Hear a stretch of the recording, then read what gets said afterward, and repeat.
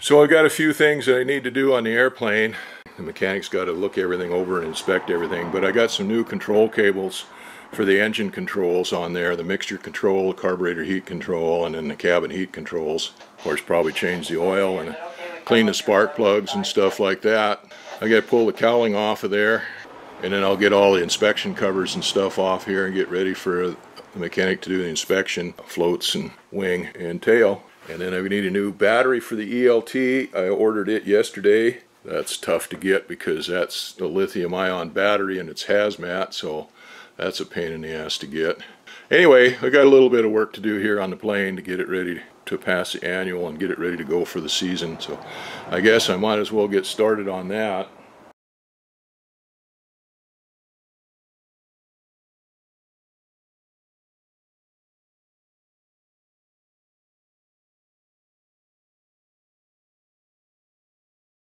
That top cowling is pretty easy to get off of there. New split style cowling from Cub Crafters. One long screw in the back where it attached to the firewall, and then there's 4 number 6 screws on this side on the front and 2 number 10 screws just behind the prop spinner.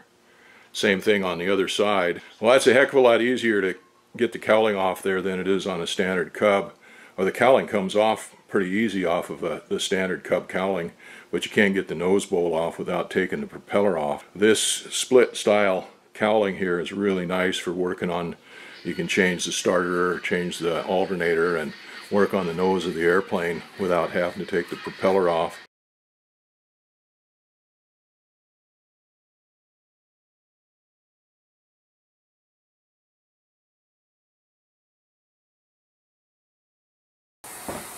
So that's the top cowling. Now the bottom cowling is a little bit more of a pain to take off than the top cowling is. There's only 2 screws in it where it attaches to the firewall, but then there are braces on it. There's a brace that comes down from the engine mount on both sides that attaches into the cowling with a couple of number 3 bolts, and they're kind of a pain to get in there and get on. As the head of the bolt is down inside of it, the channel, but it's not tight enough in there to keep the head from turning, so you got to get a wrench, an open end wrench in there on it. A box end wrench won't fit, a socket won't fit, and then you got to reach in to the engine compartment and around backwards and double joint your hand to get in there with some kind of a wrench to loosen the nut, to take the nut off of it. You also have to take the air filter off. That's not that big of a deal. Anyway, it's a little bit more of a pain in the butt than taking the top cowling off. But you can get to almost anything you need to for normal maintenance on the engine by just taking the top cowling off. Actually, a lot of the stuff you can do without ever taking the cowling off. You can change the spark plugs, you could almost adjust the magnetos, but you have to take the top cowling off to get the fuel filter off, and really to adjust the magnetos you need it off, but to change the spark plugs you don't really need to. But you can see pretty much into the airplane, into the engine, with just the top cowling off. Can't quite change the starter or adjust the alternator, but you can do a lot of stuff with it just like that. Pretty good inspection on it too. Well, this is the air filter. You've got a screen inside there, and this is a bracket air filter. It's foam with oil in it to stop any of the dirt and stuff from going through it. It's actually pretty efficient. Now normally on here they have a paper filter that goes on there, but the paper filter is not approved for use for seaplanes.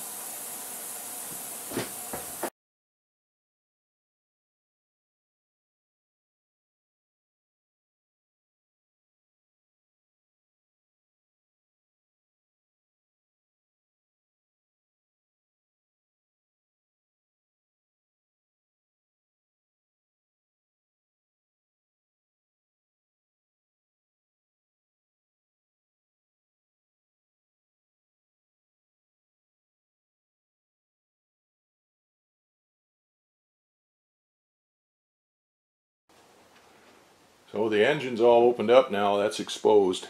Now we can do an inspection on it, pull the spark plugs out, clean those up. And I've also got to feed my new cabin heat control cable down through there. And the mixture control comes through the firewall from inside the cockpit, and the same with the carburetor heat control. But That's the engine exposed.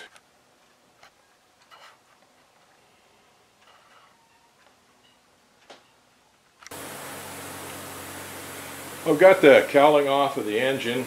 I looked it all over. Then I took a siphon gun and some paint thinner and sprayed the engine down to get most of the oil and crap off of it. So I'm going to pull the spark plugs out and clean the spark plugs and get those ready for a new season. Well, I've got the spark plug leads all pulled off, so the engine is safe now. It's safe to work on now. If these are plugged in, you don't want to be fooling around with that propeller, turning it or anything like that, because that could fire and that could ruin your whole day. Wouldn't be the first time somebody broke a leg or something worse having a kickback on this and having this thing fire over. Chances are it wouldn't start, but even if it fired, it would still ruin your day. So anyway, I've got all the spark plug leads disconnected, top and bottom. I pulled the spark plugs out of the bottom plugs, and I'm going to go ahead and do a compression check. So I went through all of these and with a thread chaser and cleaned all the threads out first on these bottom plugs. And now I've got a fitting in there. I've got a differential pressure test gauge. Basically what we do is to feed 80 pounds into the cylinder and see what the leakage is on it. So I've got the #1 cylinder set for top dead center. And now I've got to hold the propeller and we'll add air. Alright, that's 75 pounds. Now, ideally this would be done with the engine hot, warm. You're going to get better compression with it warm, with everything expanded, but can't hardly start it up and warm it up in here inside the hangar, so it's cold. And 75 is not bad. See, today is 6/26, 75 pounds on #1.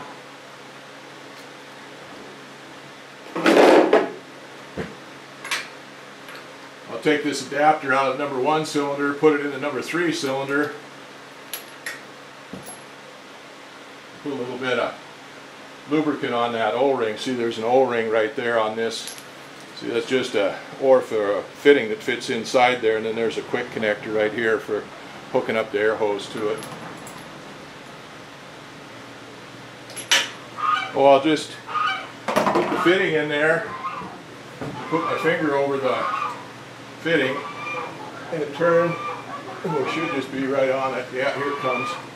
Let's get building up compression in that cylinder. All the rest of the cylinders won't have any compression in them because they don't have a spark plug in them.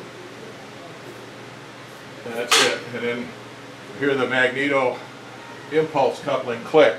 That means we're on top dead center.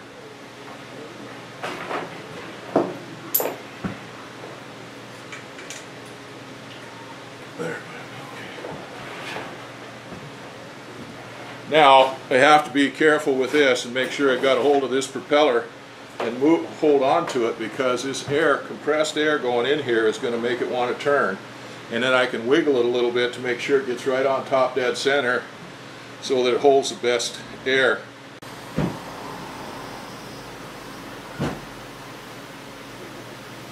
Wiggling it back and forth, get those rings to seat and the valves to seat.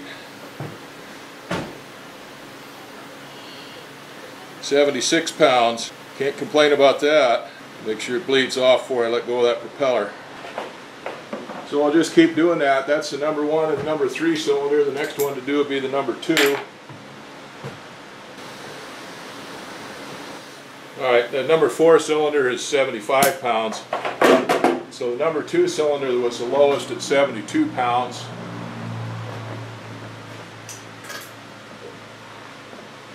That's pretty good, stone cold like that. This engine hasn't been run since October last year. So now once I disconnected the spark plugs, I went ahead and turned this engine over a few times by hand to check it, and I can tell by turning it over by hand how strong the cylinders are. I can't tell how many pounds they are, of course, but I can tell whether there's a weak cylinder or not, and I could tell that they were all pretty strong.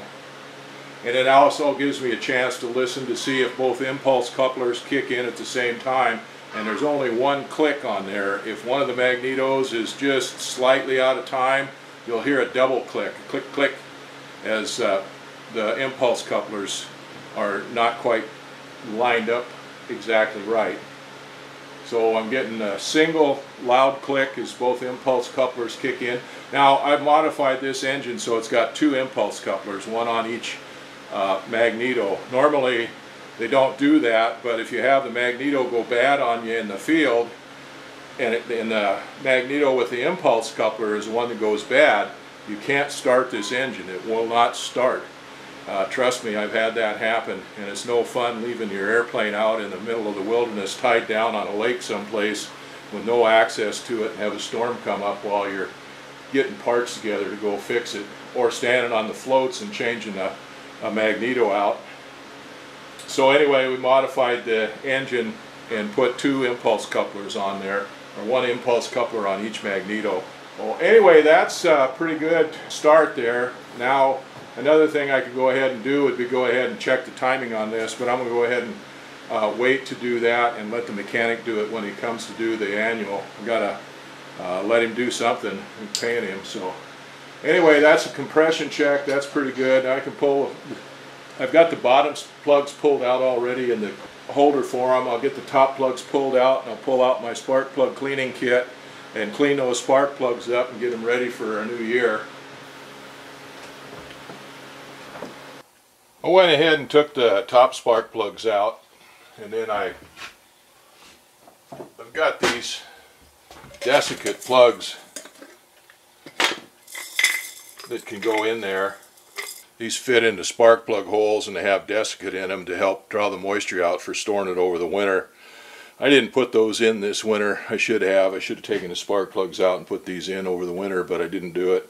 Anyway, I use these to put in the upper holes, the upper spark plug holes, so no debris or crap or anything gets down into the cylinders.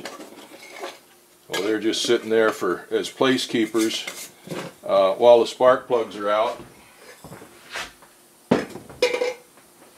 Well, I got my spark plug cleaner out, and this is an old-fashioned one. I bought this from a fella that had a shop here in Petersburg for a few years that moved out, got a fancy job for the government instead of working for himself. And this is an old one. He had a new one too, and I had a chance to get a new one, but this one works just fine, and the price was right on it. So this has got a little sandblaster on it. I've got a rubber grommet in here that the plug fits into, and I've got different sizes of grommets for different sizes of plugs, but I mainly use this on aircraft plugs. Most spark plugs for most vehicles and stuff like that, you're just as well off or better off to change them than to try to clean them and put them back in. We used to clean them all the time when I was a kid, but generally most of these spark plugs, by the time they need to be cleaned, they're bad anyway, unless you got a bad engine. But these spark plugs are $100 a piece, so they're worth cleaning. And clean them, and then this tester over here has an electric, I don't know what, a coil in it that generates electricity that you put in, and you can test the plugs to see if they're still working. But then we still have to go over each plug with a multimeter to make sure that the resistance is within limits on it. If the resistance goes out of limits on these, the plugs may still fire, but they can cause a problem with the points and coil in the magnetos, cause them to fail faster. Well, anyway, I use the abrasive air blaster, sandblaster in here, blast these plugs and clean all the carbon deposits and stuff off of them. I've already gone through them. I've got another tool here. This is a vibrator. It's got prongs on it here that fit down in the spark plug gap here, or the chamber here, between the base and the ceramic for the electrode. It vibrates and it breaks up all the lead particles and stuff like that, carbon particles and stuff like that down inside these spark plugs. And then I got a little pick, a little probe that I use to go down in there to clean them out, pick anything out that might be in there, and then stick them down underneath the magnifying glass, make sure they're clean down inside and there's no broken ceramics. You got ceramics down in here, insulator, and if those get cracked, then the plug's no good. So if you drop one of these plugs, it just costs you $100. That's on the massive plugs. The fine wire plugs are more expensive than that. So that gets most of the carbon deposits off of the electrodes. And it's got an air blast in there to blast air in to get the sandblasting grit out of it and stuff, but I don't trust that. I'll go back through it with air and blow those out. I'll actually spray some either starting fluid or electrical cleaner in there in each one of those, blow them out and make sure there's nothing in them, and I'll take them over to the shop and put them on the wire wheel and clean all the rust and stuff off of them before we put them back in.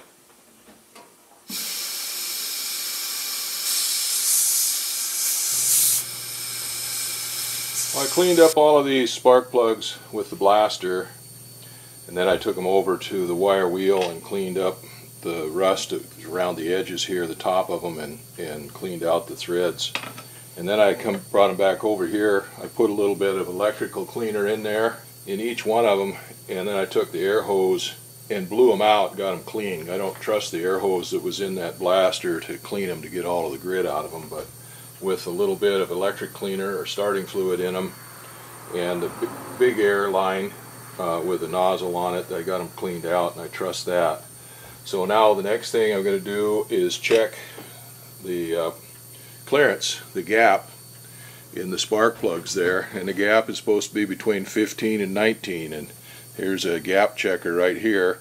It's got one end of it is got 18 to 22, just slides out with the wires right there, and the other end has got 15 to 19.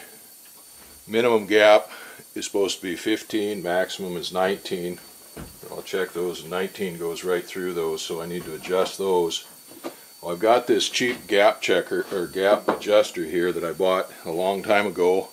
They make a real nice one that mounts to the bench, and you stick it in there and you just squeeze it right down with a handle, and you can do both of them at the same time. But I got this for carrying with me out in the field in my toolbox for cleaning plugs when I was out on the beaches and stuff working. This thing disappeared for a long time. I couldn't find it, and I finally found it here last winter when I was cleaning some other stuff up. So it's been sitting in the shed, got all rusted up. So I've got my spark plug adjuster set on there, and it's just got little thumb screws on here, and I can adjust the gap on this. If I stick the 19 in there and it goes through there too easy. This one is not too bad, but the 15 will go right through there. I just adjust that a little bit. Let's see what we got here now. So the 19 still fits through there on that one.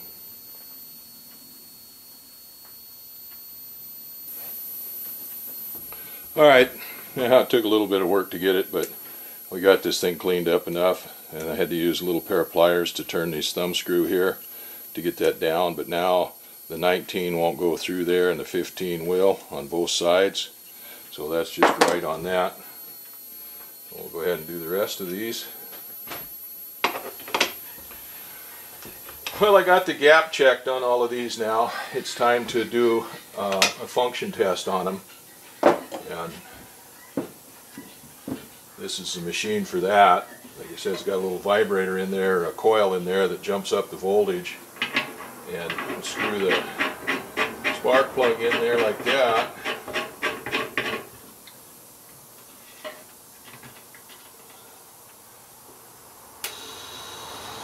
And you can look down through this porthole here, and there's a mirror in there, and you can see the spark. And then you increase the pressure, and we got 100 pounds of pressure there, and the spark increases, so we got a good spark in there on that one.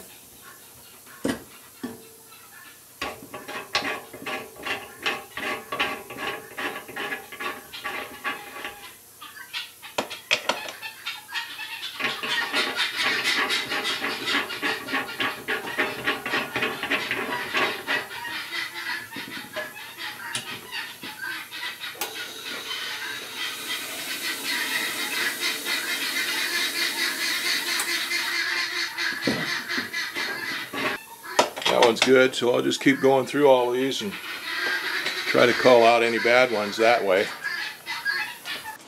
Alright, I used the tester to test these, and all of them had good spark on them.